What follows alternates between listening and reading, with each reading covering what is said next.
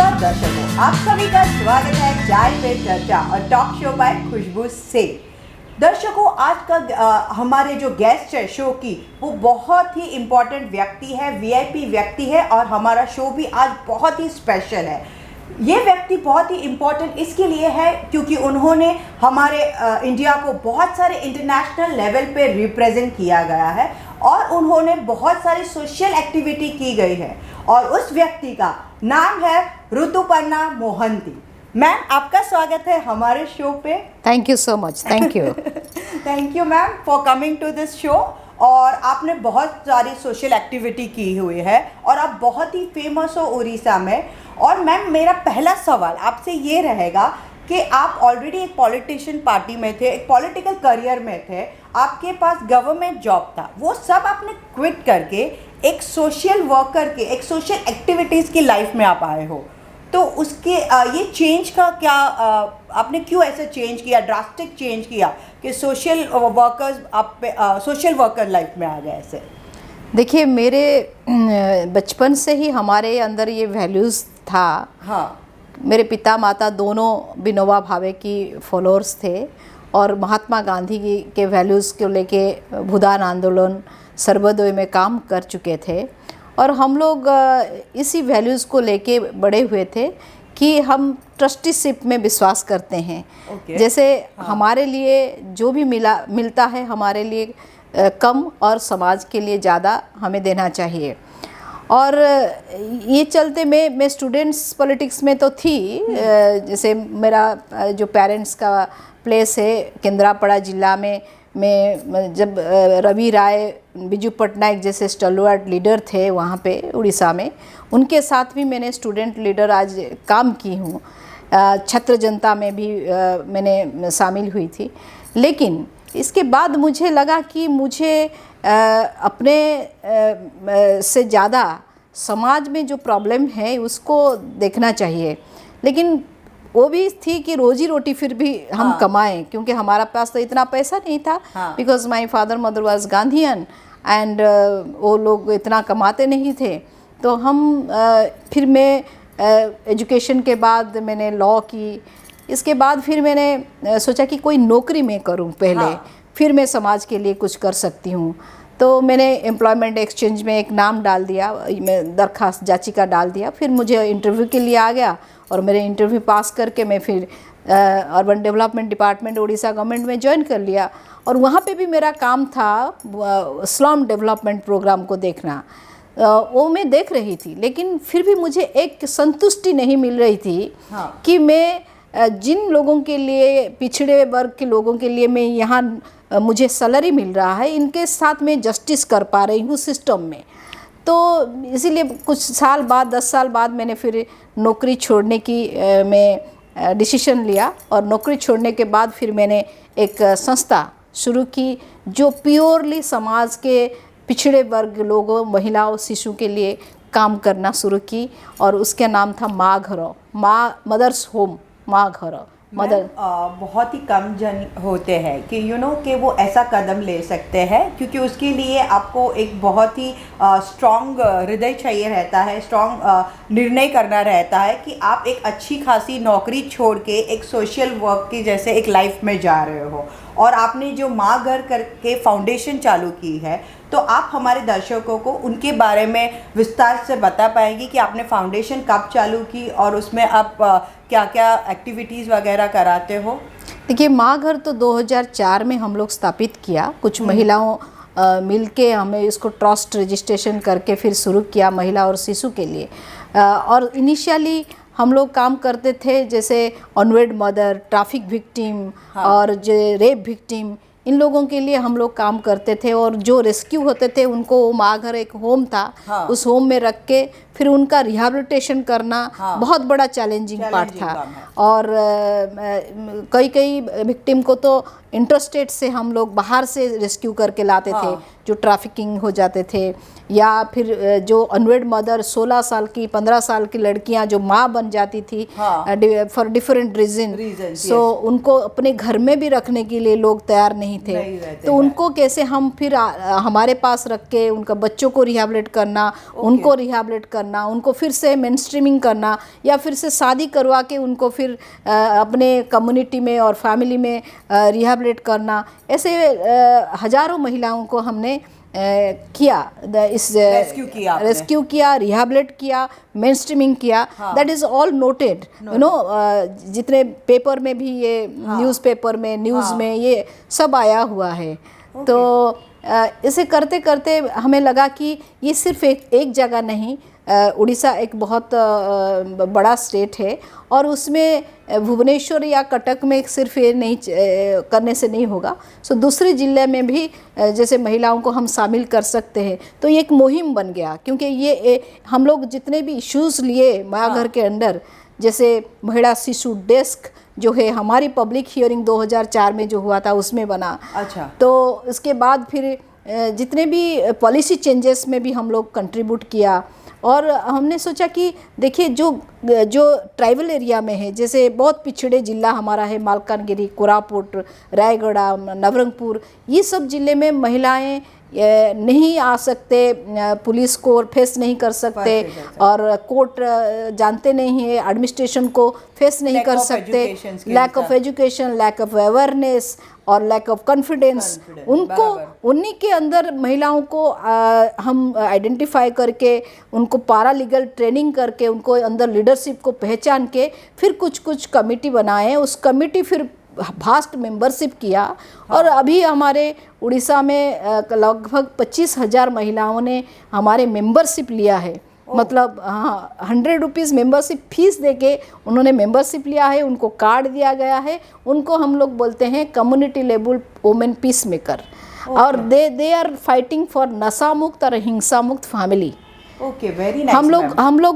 हम लोग पॉलिसी में, सरकार में नहीं चेंज कर सकते कि दारू बंद करे, तुरंत नहीं हो सकता, लेकिन हम एक फैमिली को नशा मुक्त कर सकते हैं, एक फैमिली को हिंसा मुक्त कर सकते हैं, वहाँ कोई बच्चे और महिलाएं पीड़ित ना रहे। तो ये महिलाएं जो हमारे साथ जो है, जो बिग ग्रुप है, they are working for this and they are doing without any salary, without any interest, they are doing commendable job. And यही बात है माँ घर में, जिसके लिए वो अभी ये इंटरनेशनली अवार्डेड है और बहुत सारा रिकॉग्निशन भी मिला है। मैम, मैं बोल सकती हूँ कि आपकी सोच बहुत ही नेक है। इसकी आप बहुत लोगों के लिए इतना अच्छा काम करते हो, और आपने बहुत सारी महिलाओं को रेस्क्यू किया है। तो वैसे बहुत सारी स्टोरीज होगी, आप इंसिडेंट्स होंगे जिसके थ्रू आप पास हुए रहेंगे, उनकी स्टोरीज़ के थ्रू। तो आप हमारे दर्शकों को ऐसा कुछ एग्जाम्पल या ऐसी कोई स्टोरी बताना चाहते हो? देखिए, बहुत सारा स्टोरी है। जैसे उड़ीसा में एक गैंग रेप हुआ था, 60 लोगों के बीच बॉस से उतार के वो लड़की को पूरी कोणार्क मराइन ड्राइव में गैंग रेप किया गया था। उसके लिए हम लड़े, और 2 साल के अंदर 10 साल की सज़ा वो जो 5 लड़के थे उनको मिला। और एक वहाँ पे जो स्लम एविक्शन हुआ था कटक में, रानी हाट में, और वहाँ पे भी मैंने जो याचिका दी थी हाई कोर्ट में, PIL किया था। उसी के चलते अभी जो जजमेंट हुआ है, किसी स्लम ड्वेलर को बिना रिहैबिलिटेशन सरकार एविक्ट नहीं कर सकता। और जितना भी 200 फैमिली एविक्ट हुए थे उनको सारा इनका राइट्स मिला। और ऐसे हजारों एग्जाम्पल। और एक लड़की को चिट करके एक आदमी भाग गया था, वो प्रेग्नेंट करके 8 महीने का, और उसको फिर जेल भेजवा के जेल में, भुवनेश्वर जेल में उसका शादी करवाया। अभी ठीक है, अभी दोनों अच्छे से 2 बच्चे हो गए, ठीक है अभी। So there are many cases like you know, different district से भी जो आते हैं। कोई बहुत बड़ा डिस्ट्रिक्ट स्टेट है, तो उसके बहुत सारे डिस्ट्रिक्ट से जितना भी एक लड़की को तो हमने मध्य प्रदेश से रेस्क्यू करके लिया था। हाँ, जो मरने जा रहा था एक रेलवे लाइन में। तो इसी तरह बहुत सारे हजारों केसेस ऐसे सक्सेस स्टोरीज है। जो आप इतना अच्छा नेक काम करते हो, तो आपके पीछे कोई इंस्पिरेशन होगा, तो क्या इंस्पिरेशन, आपको इंस्पिरेशन मिलती भी कहाँ से है? मतलब कोई व्यक्ति है कि आपका रोल मॉडल है कि आपकी लाइफ के कि उससे आपको इंस्पिरेशंस मिलती है इतने अच्छे अच्छे नेक काम करने के? My inspiration is my mother. मेरे माँ और पापा दोनों ही मेरा इंस्पिरेशन है। हाँ। क्योंकि बचपन से उन्हीं से हमने सीखा, बचपन से उन्हीं से हम हमारी जो इनकलकेट किया है, जितना भी मेरा ये है क्वालिटी है, वो सब मेरे मदर के अंदर थी। हाँ। और हाँ, और वो 18 साल उम्र में आके गांधीयान काम करती थी। यहाँ वारधा में आके ट्रेनिंग लेके, उड़ीसा में गांव में साइकिल लेके महिलाओं के लिए काम करती थी। तो इसीलिए अभी तो मेरा फादर 98 हो गया उनका उम्र, और बहुत they are very simple living and high thinking में विश्वास रखते हैं। और मेरे पिताजी हमेशा बोलते थे कि वैष्णव जन तो तेन रे कहिए जो पीड़ पराए जाने रे। Very nice. तो ट्रूली सेड, यस, तो जो दूसरे के दुख को जान सकता है वही है वैष्णव, है ना? वही है। और यही एक ह्यूमैनिटी भी हम देखने जाए तो हमें सिखाते हैं पहले अच्छे मनुष्य बनो, फिर आप अपना जो धर्म है वो आगे करो, लेकिन एक इंसान ही इंसान के काम आ सकता है। जरूर। और आपने बहुत सारी हमें इंस्पिरेशन स्टोरीज अभी आपने बताई, उसमें से आपने अभी बात की थी कि आपने जेल में एक लड़के की शादी कराई, तो वो कैसे आपने किया ऐसे? देखिए, जेल में क्या होता है, एक लड़का जो एक लड़की को वो प्यार करता था। हाँ। लेकिन बाद में जब बच्चा रह गया, उसको बोला कि नहीं, मैं शादी नहीं कर सकता तुम्हें, तो ये बच्चा और किसी का है।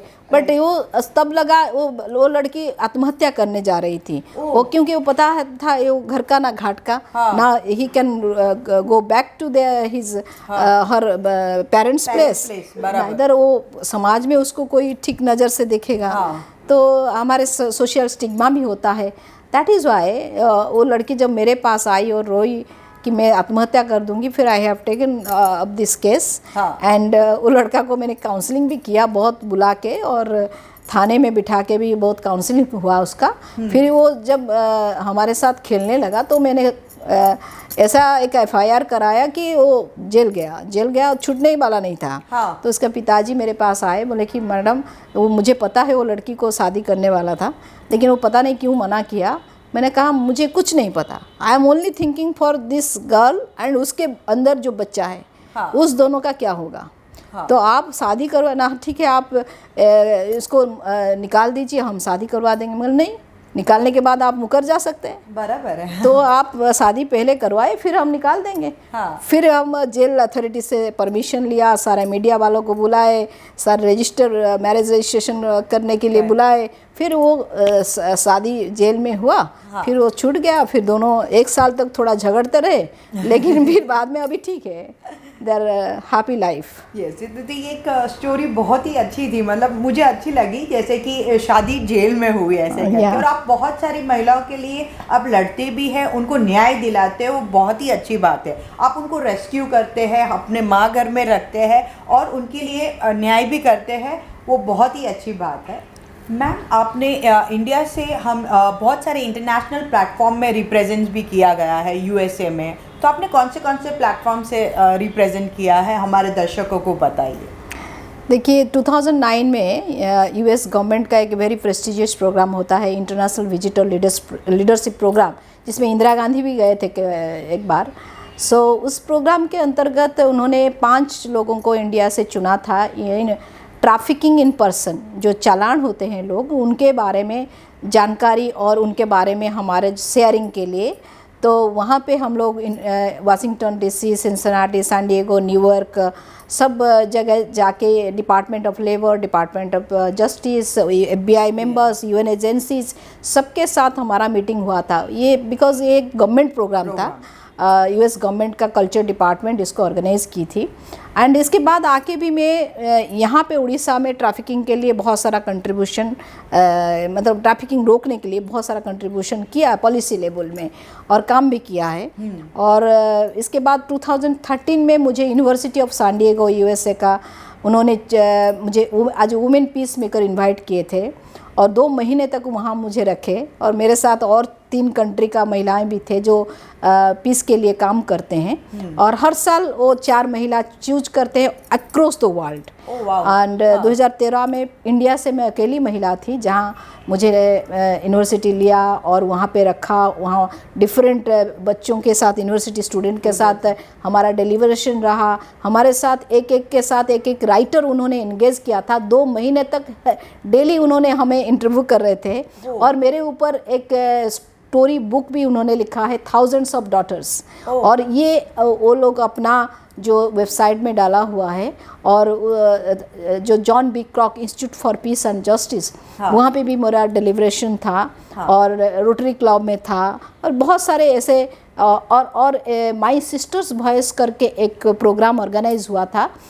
फिर बाद में वहाँ पे मलाला यूसुफ के जो स्मृति में कुछ 40 महिलाओं का फ़ोटो वहाँ पे एग्जीबिशन हो रहा था ऑल ओवर द वर्ल्ड का, जो पीस के लिए काम करते हैं। वहाँ पे मेरा फ़ोटो भी एग्जिबिट हो रहा था। तो बहुत ही मुझे बहुत अच्छा लगा। डिफरेंट ऑर्गेनाइजेशन में भी मेरा डेलीवरेशन रहा और कैलिफोर्निया लॉयर्स मैगज़ीन का एडिटर मार्टिन लार्सन मेरा 45 मिनट्स का इंटरव्यू लिया कि इंडिया में महिलाओं का स्थिति क्या है। सो इट वॉज वेरी, मुझे बहुत अच्छा लगा कि दे रिकॉग्नाइज माई वर्क। भले ही यहाँ पे इंडिया में इतना रिकॉग्निशन नहीं मिला मुझे, नहीं, लेकिन हमारे लिए बहुत प्रेस्टिजियस की बात है कि आपने इंडिया को रिप्रेजेंट किया इतने बड़े बड़े इंटरनेशनल लेवल पे, जो बहुत ही कम लोगों को ये अपॉर्चुनिटी मिलती है। जी, मैं ये सोचती हूँ कोई भी पुरस्कार क्या अवार्ड है ना, एप्लीकेशन देख के नहीं लेना चाहिए। तो अपने आप में जो आपको देख के और आपका काम को समझ के या आपके मतलब कैलिबर को देख के आपको अवार्ड दे तो वही सही अवार्ड है। और देखिए महात्मा गांधी को कभी अवार्ड नहीं मिला है ना, फिर भी अभी आप मैं वहाँ पूछी तो who is the most famous peace maker of the world, उन्होंने महात्मा गांधी का नाम लिया। मार्टिन लूथर किंग या नेल्सन मंडेला का नाम नहीं लिया, जिन्होंने नोबेल पीस प्राइज लिया था। नोबेल पीस प्राइज लिया था। जो लोगों के लिए अगर हम काम करते हैं और निस्वार्थ पर से काम करते हैं, अवार्ड के लिए हमें कोई एप्लीकेशन नहीं चाहिए देना। वो अपने आप लोग आपको समझेंगे, जो समझ रहे लोग समझेंगे। और अगर वर्क स्पीक्स, अगर नहीं समझते इसका मतलब है वहाँ कोई प्रॉब्लम है ना, हमारे साथ नहीं। तो आप तो बहुत लोगों के लिए एक रोल मॉडल हो, एक लॉयर हो, आपने बहुत काम किए हैं, आप एक हाउस मेकर भी हो। आप ये सारी चीज़ें कैसे बैलेंस करते हैं और आपका फ्यूचर प्लान क्या है? देखिए, I am a spiritual person. मैं बहुत जैसे गीता पढ़ती हूँ डेली। और मुझे पता है कि ये सारा जो चीज़ें हम पैसा कमाएंगे, धन कमाएंगे, मटेरियल जितना मटेरियल कमाएं वो सारी यहाँ रह जाएगा। कुछ नहीं जाएगा हमारे साथ, हमारे कर्म जाएगा। और इसीलिए मैं जिस कर्म को प्रायोरिटी देती हूँ ना, उसी को पहले करती हूँ। मुझे पता है और बैलेंस करना पड़ता है। इसे ये नहीं कि हमारे ऊपर जितना खतरनाक केसेस हमने हैंडल किया, ये नहीं कि हमारे ऊपर कोई थ्रेट नहीं है। थ्रेट भी थे। मेरे बच्चे को किडनैप करने का प्लानिंग भी हुआ था और वो सब न्यूज़पेपर में भी है। तो बहुत सारा थ्रेटनिंग भी थे, बहुत सारा प्रॉब्लम भी है। पैसे नहीं लेते हैं सरकार से, किसी से पैसे नहीं लेते हैं, इसीलिए काम करना मुश्किल भी होता है। और 100 रुपया मेंबर दे के हम संस्था चला रहे हैं। फिर भी एक संतुष्टि है मन में कि हम जो काम कर रहे हैं वो भगवान को प्यारा है। सही बात है। और बहुत ही नेक और we can not change whole world, but जहाँ पे 100% प्रॉब्लम है we can make it 99 if हम लोग इसे प्रैक्टिस में कर रहे हैं। yes and everybody will try to do that, then it will be like 100% no problem। yes सब अपने अपने तरीके से थोड़ा थोड़ा कंट्रीब्यूशन करें तो ये बेहतरीन दुनिया बने। और मैं चाहती हूँ फ्यूचर में पूरा नशा मुक्त और हिंसा मुक्त समाज बने और कोई कन्फ्लिक्ट ना हो, सबके लिए जस्टिस हो और पीस बिल्डिंग हो। क्योंकि इंडिया ऐसा एक कंट्री है जो नॉन वायलेंस से इसको फ्रीडम मिला है, इसलिए पीस एक सब्जेक्ट हो और सब यूनिवर्सिटी स्कूल के बच्चे पीस को पढ़ाई करें। और पीस इतना स्प्रेड हो कि वायलेंस ख़त्म हो जाए। बहुत ही अच्छा आपने बात कही कि पीस हमारे इंडिया के जो लोग हैं जिसने फ्रीडम लिया है, नॉन वायलेंस थ्रू लिया है, और peace maker, India peace maker जाना जाता है। अभी भी वॉर के कॉन्फ्लिक्ट्स में we were like a country with a peace maker. हमारा ऐसा था कि हम पीस बनाए रखें, हमारे नेबरिंग कंट्री के साथ भी हम पीस बनाए रखते हैं। देखिए, देर आर लोग सोचते हैं कि absence of war there is be only peace. No, yes. there are many conflict area like violence against women and children, like unemployment, poverty, displacement. These conflict area are the bigger conflict area जो day to day life में लोगों को affect करता है। अगर ये इसी को एड्रेस करने के लिए पीस बिल्डिंग का काम चला रहे और यूनिवर्सिटी के बच्चे, स्कूल के बच्चे इसके बारे में पढ़ाई करें तो ज़रूर हमारे देश एक नंबर हो जाएगा और हम लोग का एक पीस के लिए, पीस बिल्डिंग के लिए हम लोग का सारा वर्ल्ड में हमारा नाम होगा। यस, बिल्कुल सही कहा मैम ने। और ma'am thank you so much हमारे शो पे आने के लिए। और दर्शकों, ये हमारा 45th एपिसोड था, मतलब सीज़न 1 का लास्ट एपिसोड। अब हम जाएंगे सीज़न 2 की ओर, जहाँ की हमारा एपिसोड फिर से चालू होगा। हम नए लोगों से मिलेंगे, नई बातें करेंगे और नई जगह से हम एपिसोड करेंगे। तो मिलते हैं हम सीज़न 2 पे, जो कि चालू होगा after 15 days of break. So bye दर्शकों, और एक बार हैप्पी न्यू ईयर के दिन हम नई जगह पे मिलेंगे। बाय, टेक केयर, नमस्कार। नमस्कार।